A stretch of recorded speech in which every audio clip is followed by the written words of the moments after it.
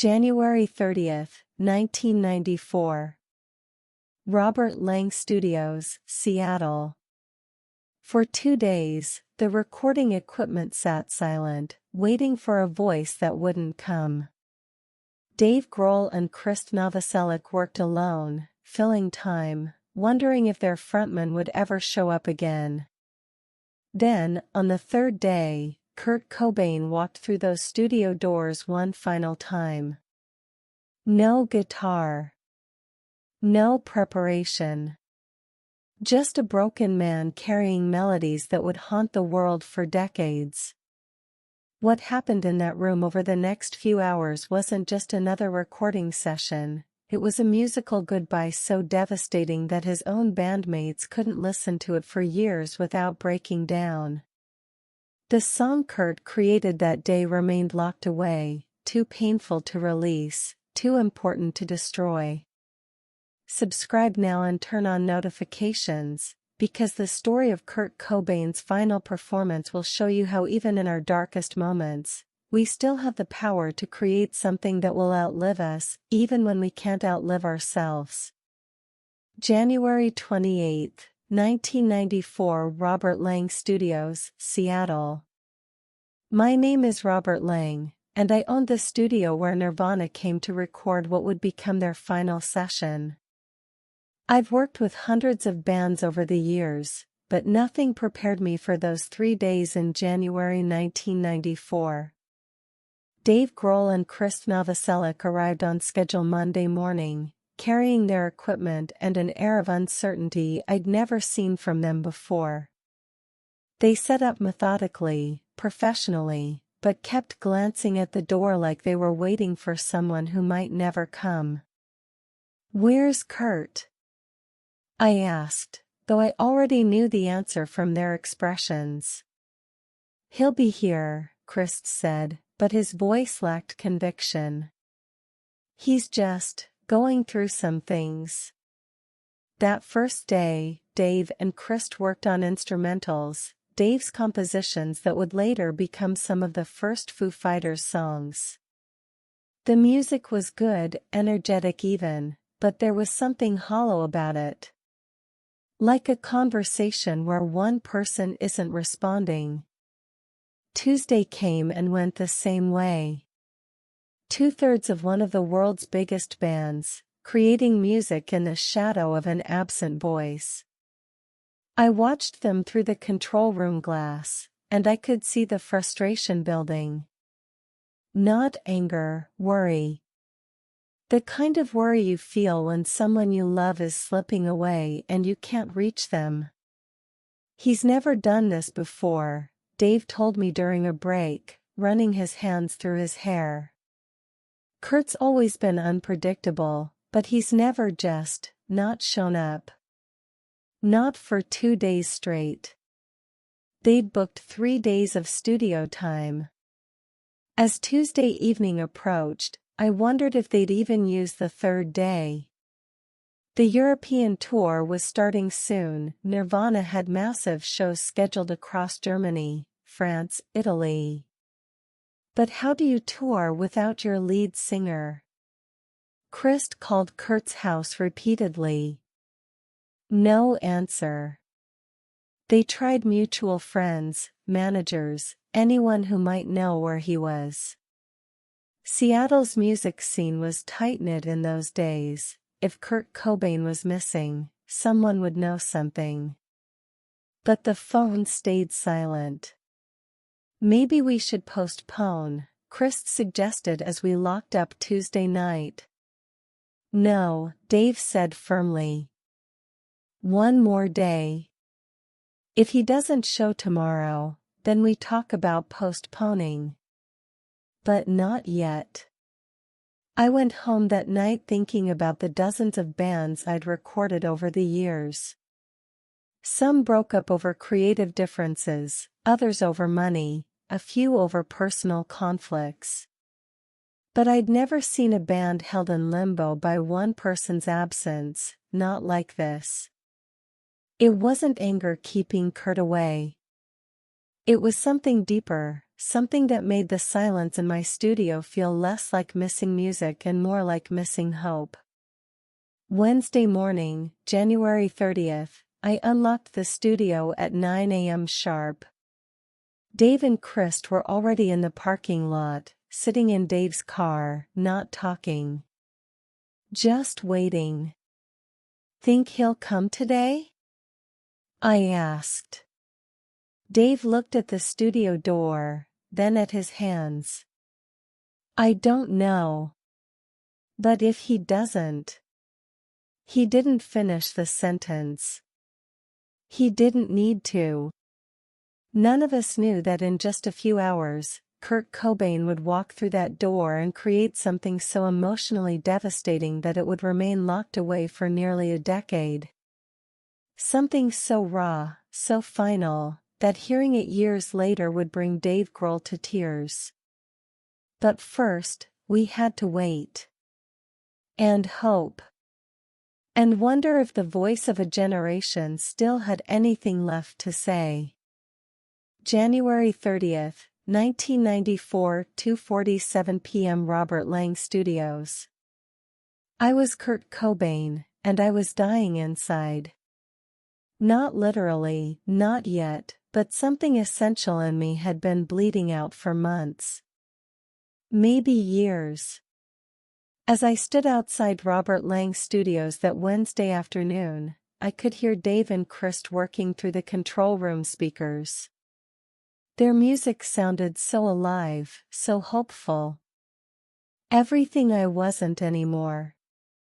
I'd spent the last 2 days at home, staring at the walls, holding my guitar but not playing it. Courtney kept asking what was wrong, but how do you explain that success feels like suffocation? That every stadium full of kids screaming your lyrics back at you makes you feel more alone, not less? The heroin helped sometimes. Not today. I pushed open the studio door without knocking. Dave looked up from behind his kit, drumsticks frozen midair. Chris's bass went quiet. Robert Lang, the studio owner, turned from the mixing board with an expression I couldn't quite read, relief mixed with concern. "Kurt," Dave said, like he wasn't sure I was real. "Sorry I'm late." My voice came out rougher than I intended. 2 days of not really talking to anyone will do that. "What are you working on?" I listened to their instrumental tracks for 20 minutes, nodding along, offering encouragement that felt forced even to me. Dave's songs were good, really good. Part of me wondered if Nirvana would be better off without me dragging them down into whatever darkness I carried. But I hadn't come to the studio to listen. I'd come because I had something clawing at the inside of my chest, something that needed to get out or it would kill me from the inside. "I brought a song," I said finally. "Well, part of one. We played it once in Chicago, but it wasn't finished then. The problem was, I'd shown up without any of my gear. My guitar was at home. My amp, my pedals, everything that made my sound recognizable, I'd left it all behind like I was sleepwalking." "Use mine," Ernie Bailey, our guitar tech, said. He pulled out a Univox guitar he'd been modifying, something that looked nothing like my usual Fender Mustangs. "It's not what you're used to, but it plays clean." I plugged into the studio's Marshall amp, 50 watts, when I usually needed much more power. Everything felt wrong, foreign, like trying to speak in a language I'd forgotten. But maybe that was appropriate. Maybe the song that was trying to escape from inside me needed to sound different than anything Nirvana had recorded before. I started with simple fingerpicking, finding the chords that had been haunting me for weeks. AMFCG, but played with a weight that made them sound like a funeral march. Dave and Chris watched me work through the progression 3 times. On the third take, something clicked. The chiming intro, achieved by playing above the nut, emerged naturally, like the guitar was telling me what it wanted to sound like. "That's it," I said, though I wasn't sure what it was yet. "That's the foundation." What I didn't tell them was that this felt like the last song I'd ever write. Not because I was planning anything specific, but because I was running out of ways to turn pain into music. And pain was all I had left. But maybe, if I could get this one song right, that would be enough. Maybe I could leave something behind that would help people understand what it felt like to be me, even if I couldn't figure out how to keep being me much longer. January 30th, 1994, 3:15 p.m. Robert Lang Studios Control Room. I'm Dave Grohl, and I watched my friend disappear into his music one last time. Kurt sat hunched over that borrowed Univox guitar, playing the same chord progression over and over. But each time through, it sounded different, more desperate, more urgent, like he was trying to solve a puzzle that only he could see. "Let's track it," he said after maybe 20 minutes of working through the arrangement. "I want to capture this while it's still." He paused, searching for the word. "While it's still honest."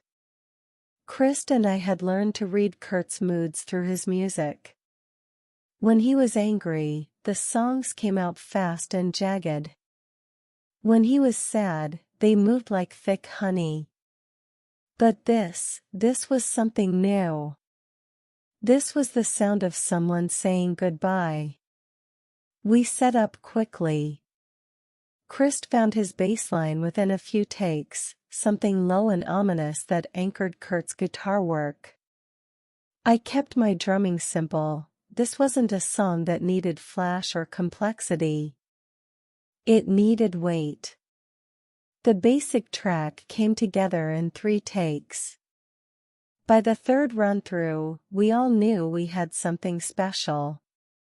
Robert Lang, watching from the control booth, told me later that he was speechless hearing it come together. "Let's take a break," Kurt said after we finished the instrumental. "I need to think about the vocals." We walked to a pizza place down the street, but Kurt barely spoke. He picked at his food, humming fragments of melody under his breath. When he went outside to smoke, I followed him. "You okay, man?" He took a long drag, staring at the Seattle skyline. "This song, it's different. It's like everything I've been trying to say for years, but I could never find the right words." "What's it about?" "Pain," he said simply. "But not the kind you can fix with a doctor or a pill. The kind that just lives in you." When we got back to the studio, Kurt went straight to the vocal booth. No warm-ups, no practice runs. He just put on the headphones and started singing. The voice that came through the speakers wasn't the Kurt Cobain the world knew. It wasn't the powerful wail from Smells Like Teen Spirit or the vulnerable whisper from Something in the Way. This was something rawer, more intimate. Like he was singing to himself in a mirror at 3 a.m. "I will never bother you, I will never promise to," he sang, and the pain in those words was so tangible I could feel it in my chest. He nailed the main vocal in 1 take. Then he added 2 overdubs, layering his voice with harmonies that sounded like ghosts. The whole vocal session took maybe 40 minutes, but when it was done, we all sat in silence for a long time. "What do you want to call it?" Robert asked. Kurt shrugged. "Put it down as Kurt's song number 1 for now." We'll figure out a real title later. But there wouldn't be a later. This was it, the last time Kurt Cobain would sing into a microphone, the last time Nirvana would create something new together. And somehow, listening to that playback in the dim studio light, I think we all knew it. The song was perfect and terrible and final. It was everything Kurt had been trying to say about what it felt like to be him, compressed into 3.5 minutes of the most honest music he'd ever made. We just didn't know it was also a goodbye. January 30th, 1994, 6:22 p.m. Robert Lang Studios. I'm Krist Novoselic, and I should have known that song was a warning. After Kurt finished the vocals, we listened to the playback in the control room. The three of us sat on the couch, not talking, just absorbing what we'd created. The song, Kurt's song number 1 according to the tracking sheets, filled the room like smoke, thick and suffocating and impossible to ignore. Jesus, Kurt, I said finally. This is dark, he finished. I know. But it wasn't just dark. It was prophetic. Every line felt like Kurt was reading from a script he'd written about his own ending. I will move away from here, you won't be afraid of fear. How was I supposed to know he meant it literally? The European tour was starting in 2 weeks. We had arena shows scheduled across Germany, France, Italy, massive venues filled with kids who wanted to hear Teen Spirit and Come As You Are. But sitting in that studio, listening to Kurt sing about moving away and giving up and the pain that lived inside him, I wondered if we'd make it through a single show. We should come back after the tour, Kurt said, breaking the silence. Finish a whole album in this headspace. He talked about wanting to make something pretty ethereal, acoustic, completely different from the heavy grunge sound that had made us famous. He wanted to strip everything down to just voice and guitar, maybe some cello, some violin. Music for quiet rooms instead of stadiums. Like Johnny Cash's later stuff, he said. Just truth, you know? No bullshit, no production tricks. Just whatever's left of me after everything else gets burned away. I should have heard the goodbye in those words. But we were musicians, we talked about our next album the way other people talked about tomorrow's weather. It was just what we did. Kurt packed up his borrowed guitar and headed for the door around 7 p.m. He seemed lighter somehow, like the weight he'd been carrying had been transferred into that song. He hugged me, really hugged me, not just the casual goodbye we usually exchanged. Thanks for waiting for me, he said. I know I haven't been reliable lately. That's what bands do, I told him. We wait for each other. He smiled, but it was sad around the edges. Yeah. Maybe. 2 months later, when the police found Kurt's body in that greenhouse above his garage, I thought about that hug. About the way he'd said maybe like he wasn't sure there would be a band to wait for him much longer. The song we recorded that day, the one that would eventually be called You Know You're Right, stayed locked away for years. Dave and I wanted to put it on a box set, something respectful, something that honored Kurt's memory without exploiting it. But Courtney fought us in court, arguing that a song of such extraordinary artistic and commercial value deserved wider release. She wasn't wrong. When You Know You're Right finally came out in 2002, it shot to the top of the charts.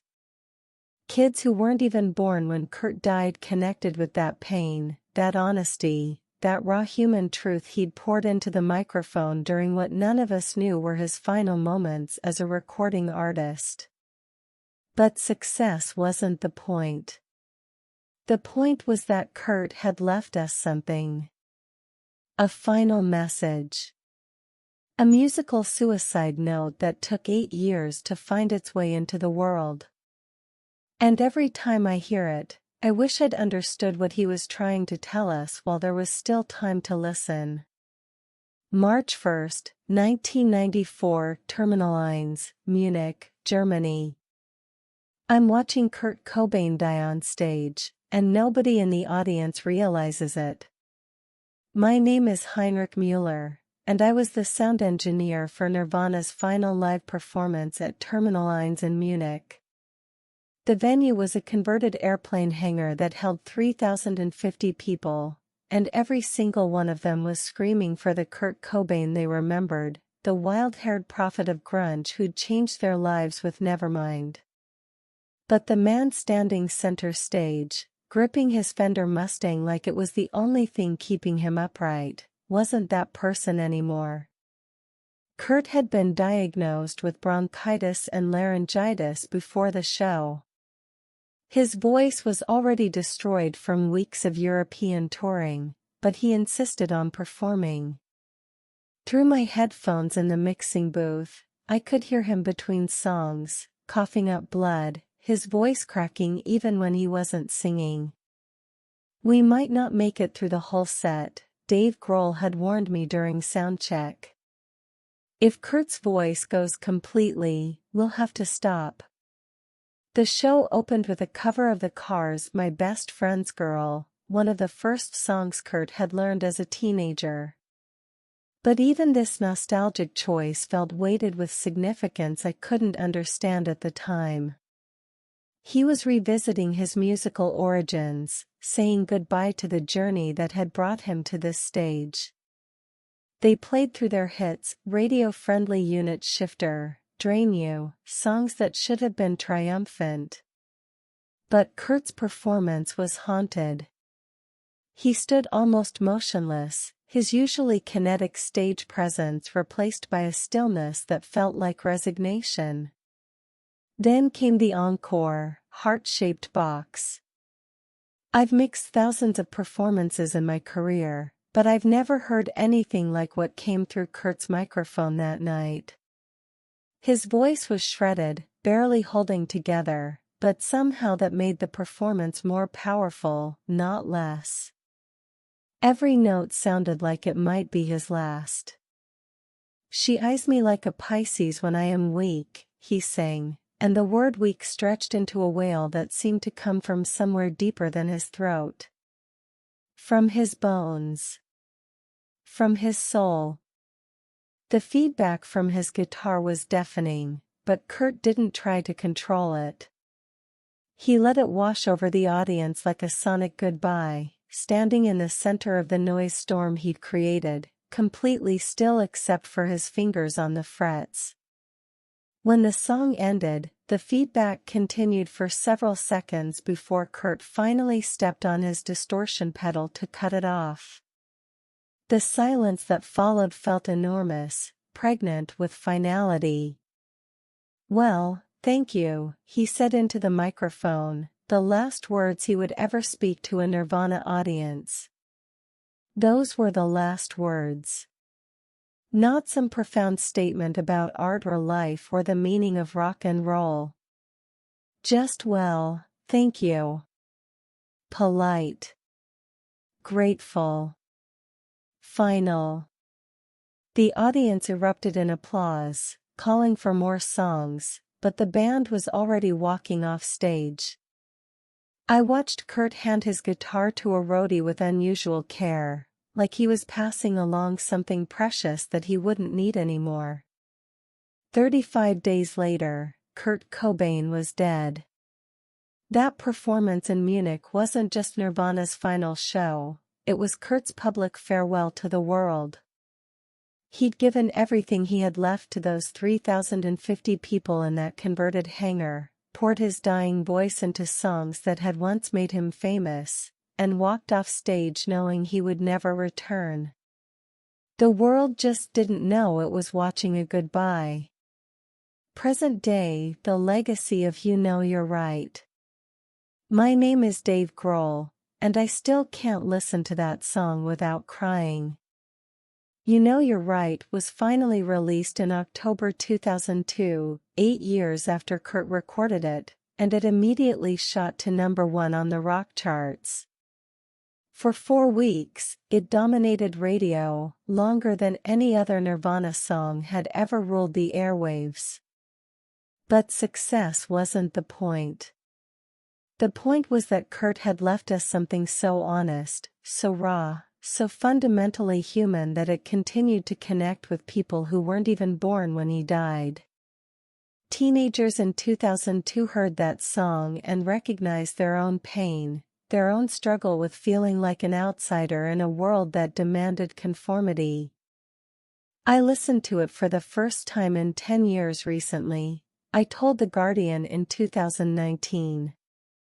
Oh God, it's hard to listen to. It was not a pleasant time for the band.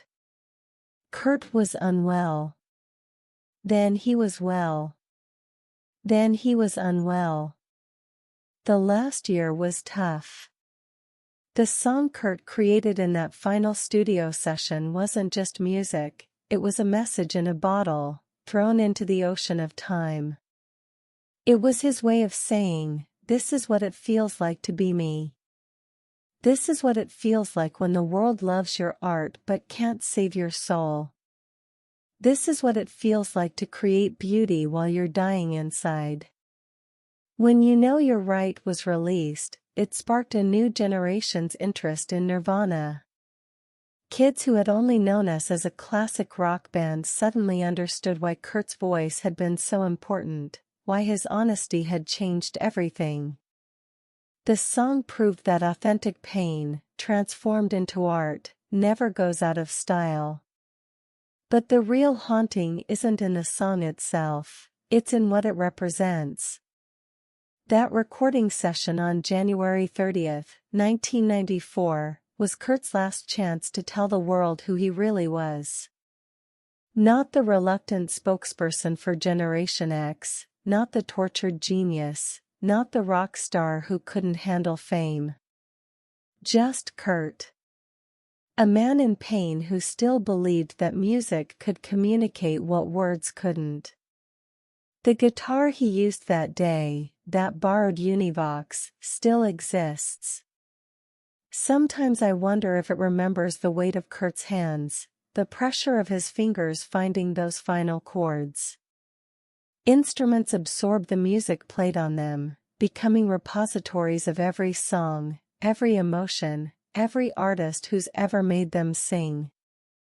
Frances Bean Cobain, Kurt's daughter, once told an interviewer that she sometimes sits with a guitar and tries to imagine what her father might have played if he'd lived. I know it's impossible, she said, but I feel like if I could just find the right chords, the right melody, I might understand something about him that all the biographies can't teach me. That's the real legacy of You Know You're Right. It reminds us that even in our darkest moments, we still have the capacity to create something beautiful, something that will outlive our pain. Kurt couldn't save himself, but he saved something essential about what it means to be human and struggling and still trying to make sense of the world through art. Every time someone picks up a guitar and plays alone, thinking no one is listening, Kurt's final song plays again.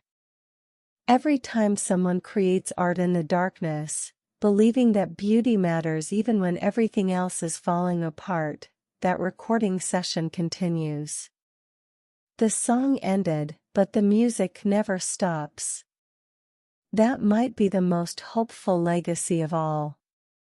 Subscribe to discover more untold stories of music's greatest legends, because sometimes the most important songs are the ones that almost never got heard, but changed everything when they finally did.